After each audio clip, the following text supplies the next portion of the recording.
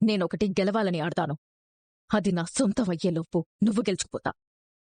ఆట ఎలా ఆడాలో తెలిసిన నీలాంటి దాని ముందు తెలివైన నాలాంటిది ఎంత గొప్పగా ఆడినా ఓడిపోతూనే ఉంది దీపా. నీ ఆట నువ్వు గెలవాలని ఆడతావు, అందుకే నీకు భయం. నేను నా ఆట వాళ్ళని గెలిపించాలని ఆడతాను, అందుకే నేను భయపడకుండా ఆడతాను. నీకు భయం లేదని నాకు తెలుసు దీపా, కానీ భయం రప్పిస్తా.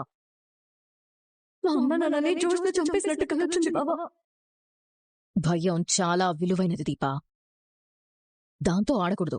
నేను అదే చెప్తున్నాను జోష్నా. నీలాంటి దానికి భయం ఆట, నాకు సరదా. అమ్మా నాన్న, అదే మీ అమ్మా నాన్న నీ పెళ్లి చూడాలని కలలు కంటున్నారు. నువ్వు ఈ చిన్నపిల్లలాట వదిలేసి బుద్ధిగా పెళ్లి చేసుకుంటే నువ్వేదైతే కోరుకుంటున్నావో అది నీకు దొరుకుతుంది. ఏంటది? మనశ్శాంతి. ఇప్పుడు నీకది చాలా అవసరం. దీని గురించి ఒకసారి ఆలోచించు. అదే పెళ్లి గురించి.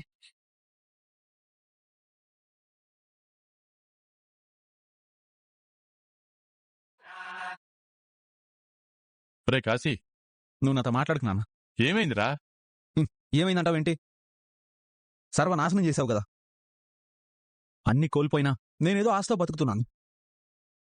స్వప్న గురించి కాకపోతే నేను ఇక్కడ డ్రైవర్గా పనిచేయాల్సిన అవసరం నాకేంటి?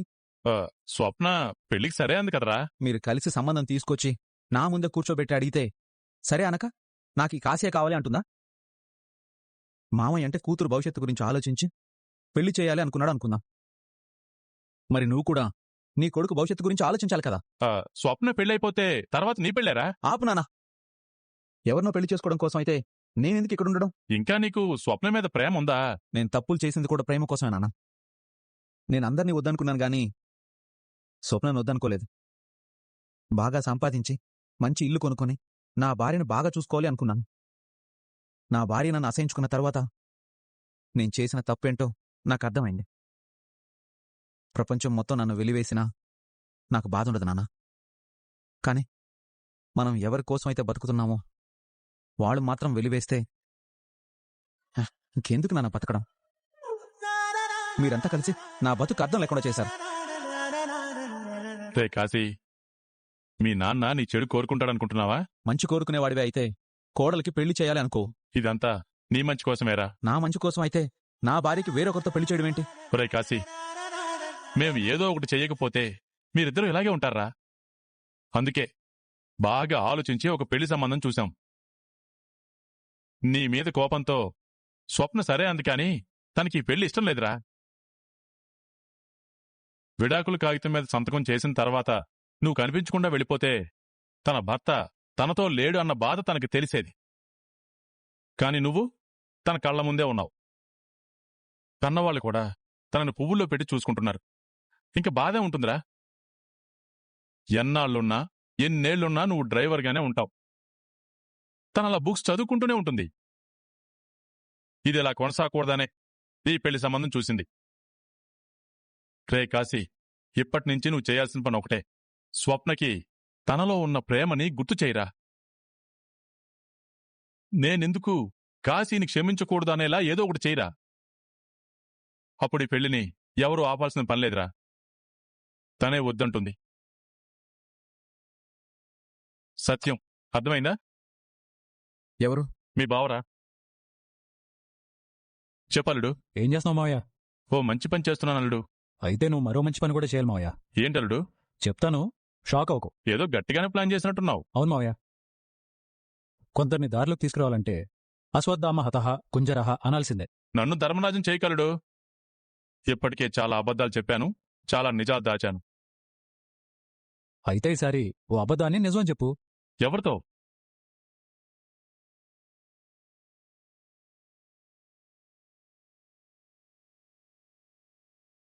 అల్లు, చెప్పాను కదా మావయ్య, షాక్ అవుతావని. నేనే ఇంత షాక్ అయితే నేను చెప్పవలసిన వాళ్ళ పరిస్థితి ఏంటో ఒక్కసారి ఆలోచించలుడు. ఏం పర్లేదు మావయ్య, అంతా లోక కళ్యాణం కోసమే. అందర్నీ నడిపించే సూత్రధారి నువ్వుండగా మాకు భయమేలా? ఇక శంఖం పూరించు మావయ్య. సరే అల్లుడు, ఉంటాను. పారు, నన్ను నా భార్యని ఘోరంగా తిట్టావు కదా నేను నీతో ఎలా ఆడుకుంటాను చూడు. చెప్పింది అర్థమైంది కదా. ఇప్పటినుంచి ఆ పనిలో ఉండు. థ్యాంక్స్ నాన్న. తండ్రి ఎప్పుడు బిడ్డల క్షేమమే కోరుకుంటాడ్రా. మీ అక్క జ్యోత్స్న కూడా మనిషిలా మారితే బావుండేది.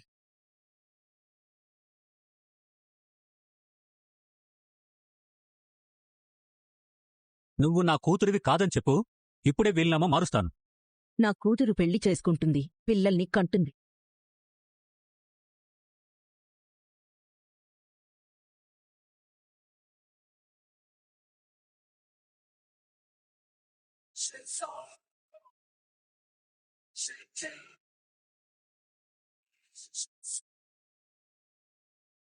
జ్యూస్ తాగుతావా? ఎందుకంత సీరియస్గా చూస్తున్నావు? హా, మనిషిలో కోపం పెరిగే కొద్దీ బాడీ హీట్ ఎక్కుతుంది. అప్పుడు ఇలాంటి చల్లని ఒక జ్యూస్ తాగావనుకో, బాడీ కూలైపోతుంది. ఆటోమేటిక్గా మైండ్ కూడా కూలైపోద్ది. నీకు చాలా వటకారంగా ఉన్నట్టుంది. హా, ఓ పెద్దాయన ఏం చెప్పాడో తెలుసా?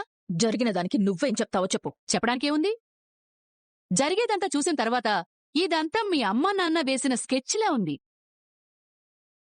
బావే రెచ్చగొట్టి ఇలా వీలునామా మార్పించుండొచ్చు కదా. ఓకే, అదే నిజమనుకుందాం. అయితే ఏంటంట? ప్రెజెంట్ అయితే ఆస్తి ఎక్కడికి పోలేదు. నువ్వు వీలైనంత త్వరగా ఎవరినో ఒకడిని చూసి పెళ్లి చేసుకుని పిల్లల్ని కన్నావనుకో, ఈ ఆస్తి మొత్తం నీదవుతుంది. నువ్వు కూడా మా డాడీలా తలకాయ లేకుండా మాట్లాడుకో. ఇచ్చింది 15 నెలల గడువు. ఈలోపు పెళ్లి, పిల్లలు. నేను మనిషిని అనుకున్నావా, మెషిన్ అనుకున్నావా? గట్టిగానే అడ్డుపడ్డావు కదా. లేకపోతే ఊరుకుంటానా? అదేంటే సడన్ గా అగ్రిమెంట్ టాపిక్ తీసుకొచ్చావు? ఆ కార్తీక్ గణ్ణి దీపని ఇంట్లోంచి తరిమేద్దామనా? వీలునామాని తప్పించడానికి అదొక ఎత్తుగడ. దేనికి? నేనే సగం అనుమానంతో చస్తున్నాను. దశరథ కూతురివి కాదనా? అవును. నువ్వు సుమిత్ర కూతురువేనే. ఈ మాట ఒప్పుకోవడం తప్ప నా దగ్గర వేరే ఆప్షన్ లేదు. వచ్చే రోజు మాట్లాడతాను. మీ అమ్మకి ప్రాణం పోసిన తర్వాత కూడా ఇంకా నీకు అనుమానమేంటే? కొన్ని అనుమానాలు మాటలతో తీరేవి కాదు గ్రాని. వాటికి ఆధారాలు, సాక్ష్యాలు అవసరం. ఆధారాలు, సాక్ష్యాలునా? ఏంటవి? ఏవో ఉంటాయిలే. ఇంకా ఎలాంటి ఆలోచనలు పెట్టుకోకుండా పెళ్లి చేసుకో. నీ జీవితం చక్కబడుతుంది, ఆస్తి నీ చేతిలోకొస్తుంది. ఇన్ని రోజులు మన స్నేహానికి గుర్తుగా నేనిస్తున్న విలువైన సలహా ఇదే.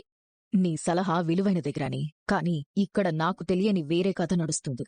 దాన్ని నడుపుతుంది బావే అని నా అనుమానం. నువ్వు చేసిన పని నాకేం నచ్చలేదు నాన్న.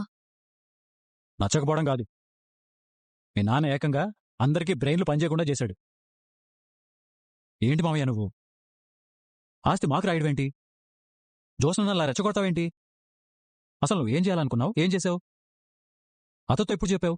నేను కరెక్ట్గానే చేశాన్రా. కరెక్ట్గా చేసినట్లేదు. కూతురు మీద పగ తీర్చుకోవడానికి చేసినట్టుంది. లేకపోతే ఏం చేయమంటావురా? చేసే ముందు మాతో చెప్పాలి కదా. ఇది 3 సమస్యలకు పరిష్కారం అంటే నువ్వేదో బాగా ఆలోచించి చేస్తున్నావు అనుకున్నాను. మొత్తానికి పెద్ద గొడవ చేసావు. ఎవరికి ఆనందం లేకుండా పోయింది. ఆనందానికి తొందర ఎక్కువ, బాధకి బద్ధకం ఎక్కువ. మొదటిది ఉండమన్నా ఉండదు, రెండవది పొమ్మన్నా పోరు. ఒక పక్క నా భార్య గురించి, మరో పక్క నా కూతురు కడుపులో పెరుగుతున్న బిడ్డ గురించి. ఒక భర్తగా, ఒక తండ్రిగా నేనెంత నలిగిపోయానో నాకే తెలుసురా. ఆపరేషన్ అయిపోయిన తర్వాత నా భార్య బతికింది, నా కూతురు కడుపులో ఉన్న బిడ్డ బతికింది. ఇప్పుడు నేను ఎవరి ఆనందం కోసం ఆలోచించాలి? నా కూతురు కోసం ఆలోచించాలి. అలా అనుకున్నప్పుడే మరో కొత్త సమస్య మొదలైంది. అదే మీ అత్త సమస్య. జ్యోత్స్నని నా ముందే అడిగింది పెళ్లి గురించి. పెళ్లి చేసుకుంటావా అంటే ఇప్పట్లో చేసుకోను అంది. వదిలేచ్చు కదా మావయ్య. కూతురు కోసం మీ అత్త ప్రాణాలే వదిలేసేలా ఉందిరా. అందుకే ఏం చెయ్యాలో అర్థం కాక సుమిత్ర గురించి ఆలోచించి ఒక నిర్ణయం తీసుకున్నాను. ఇదంతా ఎందుకు? జ్యోత్స్న అసలైన కూతురు కాదు అని చెప్పి తనని గెంటేయొచ్చు కదా అనే ఆలోచనొచ్చింది. కాని వెంటనే వచ్చిన మరో ఆలోచన, అదీ నా కూతురే. చిన్నప్పట్నుంచి నేనలాగే చూశాను, అలాగే పెంచాను.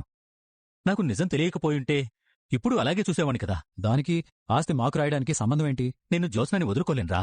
అలాగే సుమిత్ర కోరిక తీర్చకుండానూ ఉండలేను. వీటితో పాటు నా కూతురికి న్యాయం జరగాలి. ఈ మూడు ఒకేసారి చెయ్యాలంటే ఏం చెయ్యాలో అర్థం కాలేదు. అందుకే వీలునమ్మా అలా రాయించాను. అప్పుడు జోష్నకి అన్యాయం జరిగినట్టే కదా నాన్నా? ఎలా జరుగుతుందమ్మా? తనకు ఛాన్స్ ఇచ్చినట్టు అవుతుంది. పెళ్లి చేసుకుని పిల్లలే కంటే సుమిత్ర హ్యాపీ. అలా జరగదు మావయ్య. అప్పుడు ఆస్తి నా కూతురు దీపదవుతుంది. నా కల ఇదే కదా. సారీ నాన్నా, నాకు ఆస్తులు అవసరం లేదు. మీరుంటే చాలు. జోష్నని పెంచామన్న మమకారం మీకుంది కాబట్టి మీరు వీలునామాలో రాసినట్టు తని 15 నెలల్లోపు పెళ్లి చేసుకుని పిల్లల్ని కంటే ఆస్తి తనకిచ్చేయండి. లేకపోతే లేకపోయినా ఆస్తి తనకిచ్చేయి నాన్నా. ఆస్తుల కోసం మనుషుల్ని వదులుకోవాలా, మనుషుల కోసం ఆస్తుల్ని వదులుకోవాలా అంటే నిన్ను మనుషుల కోసం ఆస్తుల్నే వదులుకోమంటాను. నీకోసం కార్తీక్ చేసింది అదే కదమ్మా. నిన్ను వద్దనుకుంటే వీడి జీవితం గొప్పగా ఉండేది. నిన్ను కావాలి అనుకున్నాడు కాబట్టే ఆనందంగా ఉంది. మనిషికి కావాల్సింది అదేనమ్మా.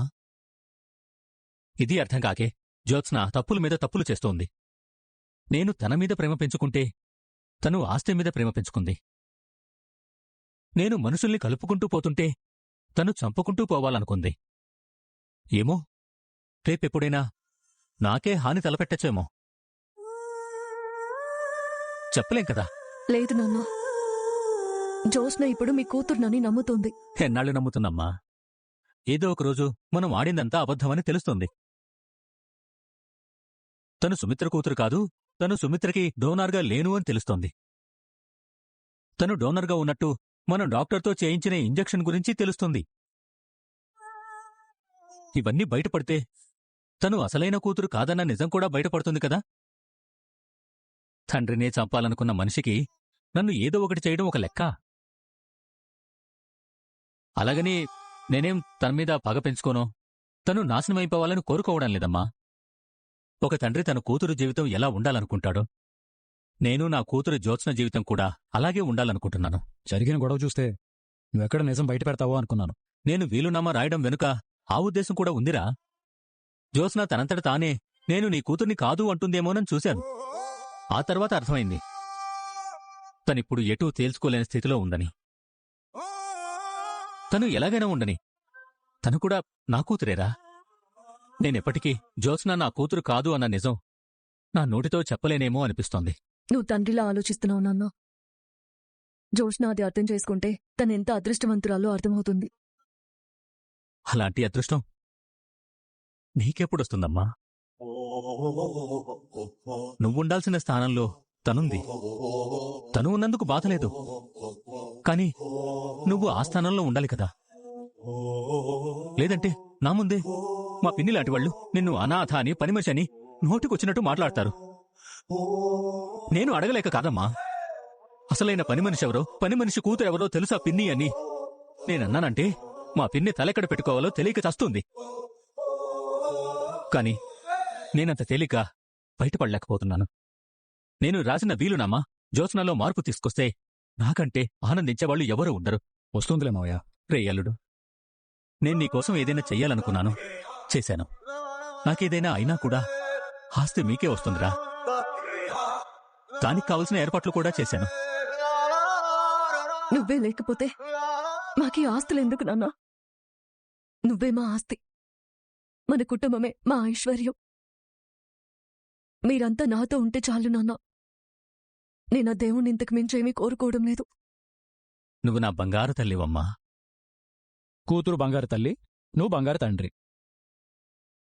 నేనే ఏటూ కాకుండా మిగిలిపోయాను. నీకేమైందిరా?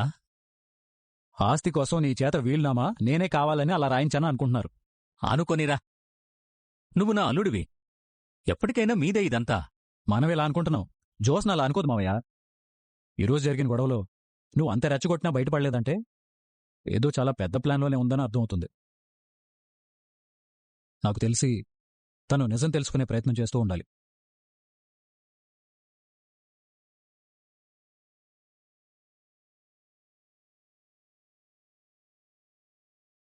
కరెక్ట్ టైంకి వచ్చావు కార్తీక్. నా కోసం కప్పులో కాఫీ రెడీ చేశాను. ఇప్పుడు నీకోసం ఇంకొక